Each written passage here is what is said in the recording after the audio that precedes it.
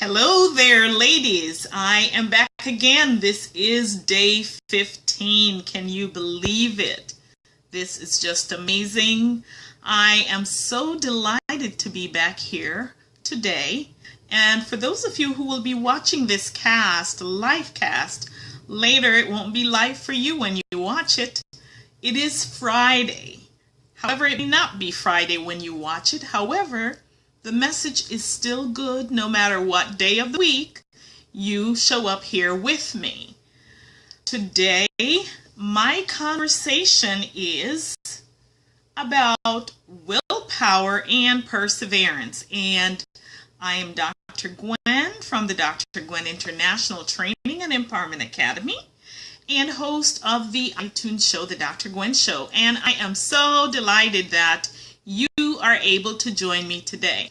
Now, the topic for today is one that I think is really key to living an empowered life. Have you ever found yourself in a situation where you have given up on something that you committed that you were going to do? Think back for a moment. It is now September. 9 months ago, on the 1st of the year, many people create what's called New Year's resolution.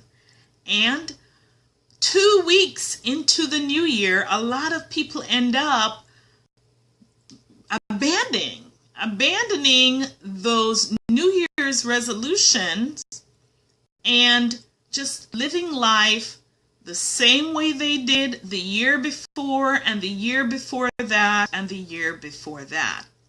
While there are some others who set their intentions and they move right ahead to fulfill on it.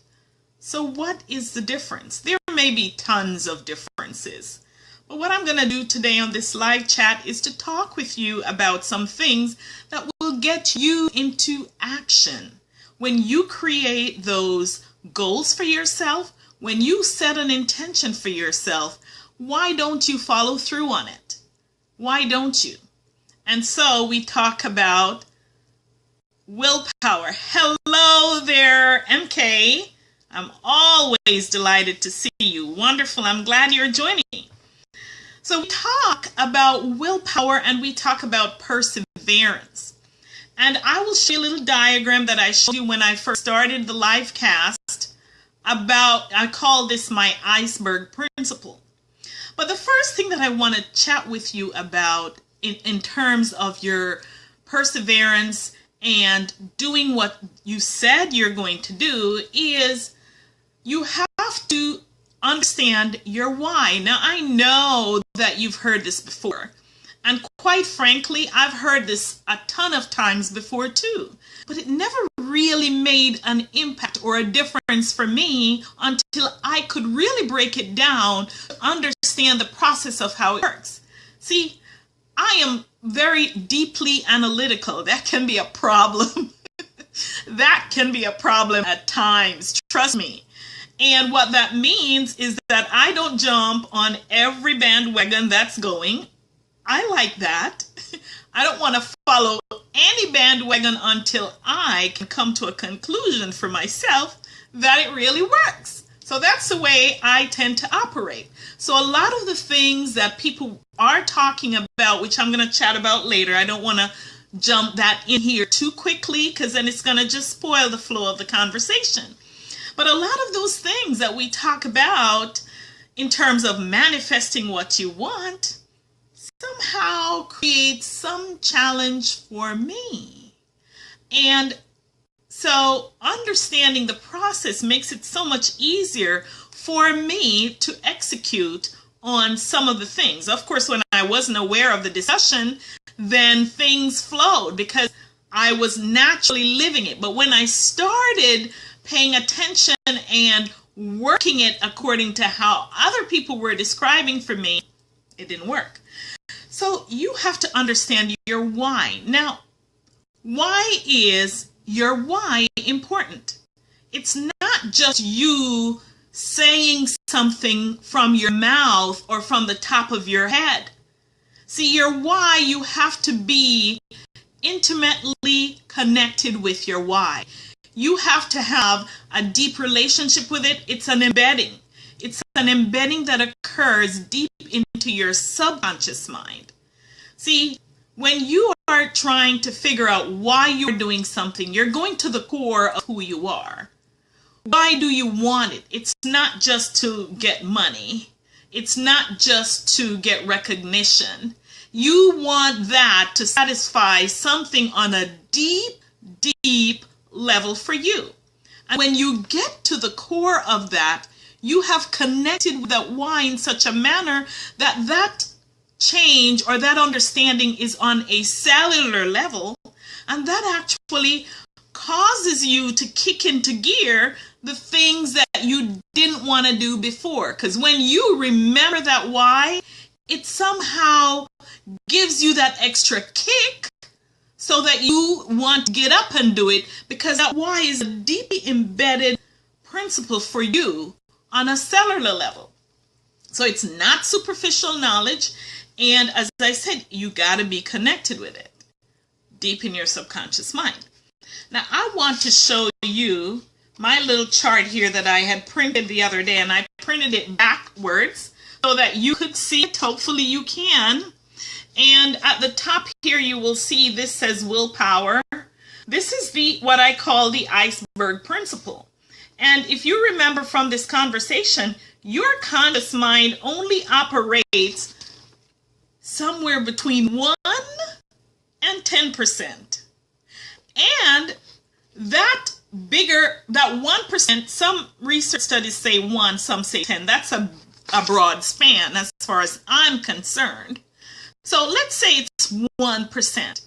That 1% is for the people who are conscious, who are aware, which most people are not. They're just living their lives completely run from their subconscious mind. But here's the other thing. So your willpower, that willpower that you said, okay, January 1, I am going to work out and I am going to lose weight. I've got to do it. So you set that intention, right? And there comes January 14, and guess what? You're not doing it anymore. This willpower is insufficient to sustain you on your journey. It is. Why is that? Because your willpower is affected by your states of being. And your states of being, there can be what I call physical states, psychological states, and I'm sure you could come up with more. So physical states like hunger, right? These are 4 that I'm going to tell you. Hunger, anger, loneliness, tiredness. Those are all physical states that can affect your willpower. So let's say you set out on your New Year's resolution, you want to lose weight and you're going to work out. You are working out and you have your why embedded, and then suddenly you get incredibly tired and you decide that, look, I'm not going to get up and work out today. And then the next day it's the same thing, and you don't get up and work out the next day. You know what? That is a personal experience that I had. Because, see, my why was not clear. I consider myself to be a very healthy person. You know, I'm not running to the doctors. The ailments are not there. When I miss my sleep, my pressure can go up. But that's another story. But, you know, I'm healthy. And so I was working out because I wanted to get some of these little muffin tops things that are going on. I want them to be gone, right? So I started to work out. I didn't have a deep embedded why, but I've been working out for decades anyway. It's been a regular part of my routine. But as I got older, I started thinking, my goodness, this thing is hurting. When I do my planks on the weight, it's hurting my thumb. I don't like this. I started to tell myself, you know what? I'm too old for this. I'm just not going to work out, and I'm just going to see what happens, because I tend to maintain my weight. Well, I did gain some weight. I didn't work out for 1 year. because I was trying to figure how am I going to do this that's going to work for me. And before that, I wasn't consistent with it because I didn't have a deep why. My why was not connected on that level. Well, I gained some weight and all the clothes in my closet didn't quite fit me the way I wanted them to. So I went out to an event with my husband and this nice little blue dress that would fit me right when I zipped it up. Oh, hallelujah. There were bubbles everywhere and I was not happy. So I know that I didn't want that. And so my workout, I created a why, a deep why. So I can fit my clothes, feel better about myself, and I didn't have to go get a new wardrobe to fit a bigger size clothes because I refused to get into something larger. So I started back my workout routine with my why. That why is deeply embedded. See? And so I started the practice. Now it takes commitment. It's going to take you being very committed about what you want. So MK is why own an internal thing. I've been looking for the external why. Maybe that is the problem. You need your internal why. Well, your why could also be for somebody in your family. But even though it's for someone in your family, you are internally connected to it. I love that, love bubbles. Thank you. Thank you for sending that. So it could be that, if you're doing something for your kids or for your spouse, that's an external why to you, but you are connected to it on a deep level. So you've got to also connect with it on a deeper level. Otherwise, you won't be motivated to get up and do it. But there's some other key principles, though.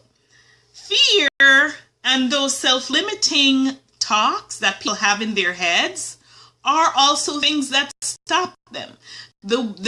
My daddy used to have a statement that says, let me see if I can remember this. The heart is willing, but the flesh is weak. So that is, you want to do it, but somehow you don't get up and do it, right? And sometimes it is the fear that stops us. Fear shows up in all kinds of different ways. Shows up when we procrastinate, that's some effect. Some people tend to sleep a lot when they're afraid of something. They tend to eat a lot when they're afraid or are fearful of something. And so all of those things can show up. And there are ways to work around that. But there is one key thing that must happen for all of this stuff, that willpower stuff, to be overcome. Now, people talk about affirmations, right? And Napoleon Hill talks about autosuggestion.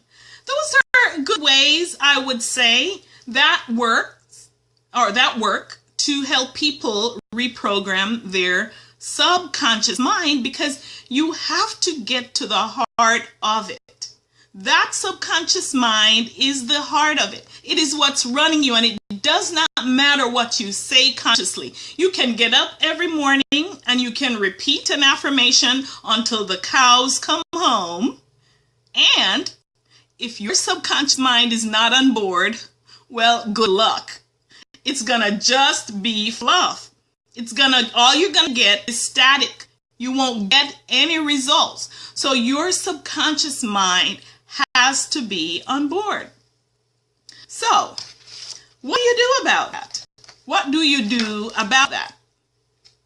When your affirmations are aligned on your deeper subconscious level, then you start getting results. But you have to become aware to figure out what is going on why you're not getting the results that you are getting. You can't just chalk it up to something that you are tired. It's more than that. It's got to be something that is going on deeper inside of you. And if it's something, a big goal that you want to take on, it's much more than fear itself. It's something that is going on that is deeply embedded in what you believe. Something, some experience, some thought, some vicarious experience. Doesn't have to be your own personal experience, but there is something that is going on deeper down there, why the fear is showing up and why those other things are showing up to stop you.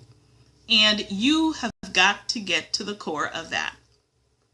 So, how do you get to what you want? How do you get to that? What I have found is that you have to create a deeper level of belief. You have to come to the realization that you are more than just this body here that is existing. You have greater powers that are vested in you than this physical body that you have right here. You have got to come to realize that even when you create those situations, and I thank you for those likes, when you create the circumstance where you realize that you are more than this, then deep in your psychological, your subconscious level, you are actually reprogramming what is going on down there. Now, I just read some recent work that talked about people not having the need to go back and find what the problem is that were happening in the past. For me, though, I want to tell you, being analytical the way I am, it helps me when I go back and I can find the reason. It does help me because now I am empowered to move forward, to take on the new things with the understanding that I now have. If I'm just repeating affirmations and I'm just getting up and saying words, my mind doesn't connect with it like that. I have to know exactly what is going on. And as I said, you can say all those affirmations as you want. If your subconscious mind is programmed somewhere else or by some other means, those affirmations will be useless. So I believe that it's important to get to the core of it. Now, I do have some questions that will help you to get to the core of it. And as I said, I'm not putting a link on this page. So if you want it, please reach out and I will private message me and I will give you the link so that you can start to ask yourself some of these questions. It's more involved than this live cast is, because this live cast is just intended to be anywhere between 15 to 30 minutes. And so it's much more involved than that. So if you do that, then I can get you that information. The one other thing, though, aside from creating a new level of belief, that's understanding that you have the power to transform your circumstance. That alone gives you a boost so that you can get up and want to do it. So remember, we said you connect with your why deeply on a subconscious level. On a cellular level, you know why you're doing this. Then you come to understand that you are just more than this physical embodiment or capsule that encapsulates you. That you have a lot of power to create your circumstances in your life. Then there's some things, I use some strategies with my clients to help them to work with their brain on a subconscious level to help them to replace whatever that fear factor may be with something else that they have already been successful with. And see, the brain is not aware of past, present, and future. And if you can take a past event that you were really successful at, and you can program those emotions, because that subconscious level, that subconscious mind doesn't understand language. That's why sometimes the affirmation does not work just by affirmations alone. What the subconscious mind understands are those deeply embedded senses, the smell, the hearing, the sounds, the touch, the feel, the taste. That's the language that the subconscious mind understands. So that is why sometimes when people say, when you're doing your affirmation, close your eyes, visualize, see the stuff, smell what the air is, feel it. That's the language of the subconscious mind. So that's the reason why, you go through all of that. So once you have gotten to that next level, you can actually have your brain identify something else that you were successful at and replace this new other thing that you're afraid of with that. So you're going through the whole emotion of this wonderful, beautiful experience, and then now you bring that other circumstance in there. And the way that's explained is that your brain gives off certain proteins when you are in that state. And what you're doing is associating that with that. Okay? So it's like there are little synapses and stuff that your brain has. When we did our cognitive studies, there are connections that your brain has to different bits of information. And sometimes as an educator, we had to learn the cognitive psychology piece and to understand how the connections work, so that when you are training someone to do something and it's hard for them to understand, if you can connect it with something they already know, then that connection is made. So that's exactly what's happening in this situation when you're tricking your brain to associate something you're afraid of with something that you have been highly successful with. That has worked for me numerous times in my life, like numerous times. And it's a strategy that I use with my clients to get them to overcome whatever fears or whatever it is that is stopping them in any moment. It's very powerful, a powerful strategy. So I want to not make this 2-3 hour or even an hour or 30-minute live cast. I just want to give you a taste of what you can begin to do so that you can be persevering in whatever you're doing. So willpower is something that's in your conscious mind. You create the willpower there, and it's insufficient to sustain you because your subconscious mind is a boulder. Look at that. It's like 99% of things you do are coming from there. So the quicker you can get the stuff into your subconscious mind, the greater the results you will have. However, though, I want to also say this, that there is a thing called commitment and integrity. And sometimes you don't feel like you want to do something. Your willpower may try to get the best of you. And you can, through commitment and integrity, follow through even though you don't feel like you want to. Well, that's what I did with that workout program. I've been on it now for months, a good long time. And you know why I got off? I told you already, because I didn't see anything happening, or so I thought, with the little bubbles around the waistline. And I wanted them gone. But as soon as I stopped, those bubbles got bigger. And I knew that I had to get back on track. So, do you think there are mornings I wake up and go, oh my goodness, probably not so much now, but back then, oh my goodness, if I woke up one morning and I didn't feel like it, I wasn't going to do it. But now, though, even when I don't feel like it, even when a little thought come in and say, well, you could skip it today. You could probably skip today, like even this morning, right? And I thought, nope, because it makes it easier for me to do it the next time. That's how I slipped off the ladder the first time.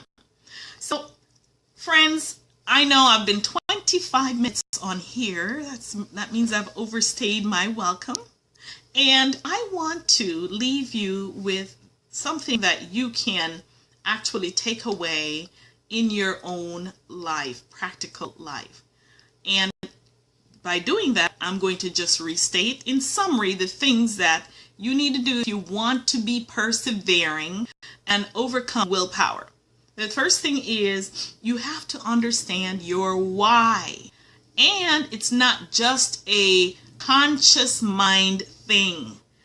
Embed that why on a cellular level deep into your subconscious mind, like you're putting it there so that it can influence you as well when the thoughts of skipping something come up. So put it in your subconscious mind. The next thing is just really understand who you are. You are more than this capsule right here. You have got such amazing power. And if you know that you can change every circumstance of your life, the thought is so powerful. That energy called thought, it creates stuff.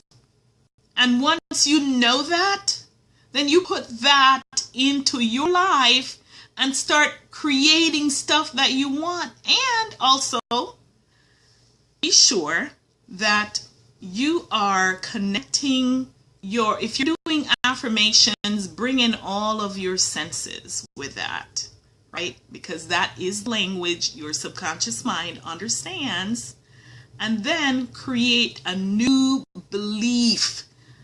And that new belief is, you are really, really awesome. You are really powerful. Now, as I said, I've got some strategies that help you to work through your fears and those self-limiting beliefs.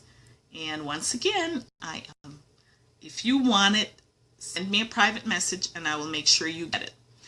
Friends, let me see if there are any questions. No questions here. And I am so delighted that you are able to join me. Thank you so much for those of you who are watching. And leave your comments below, please. I really love to see them. And even if you watch this later, leave your comments below anyway. I thank you so much. Have the most amazing day and the most amazing weekend. Today's Friday. And love you. Thanks, MK. Love you. All right, bye-bye.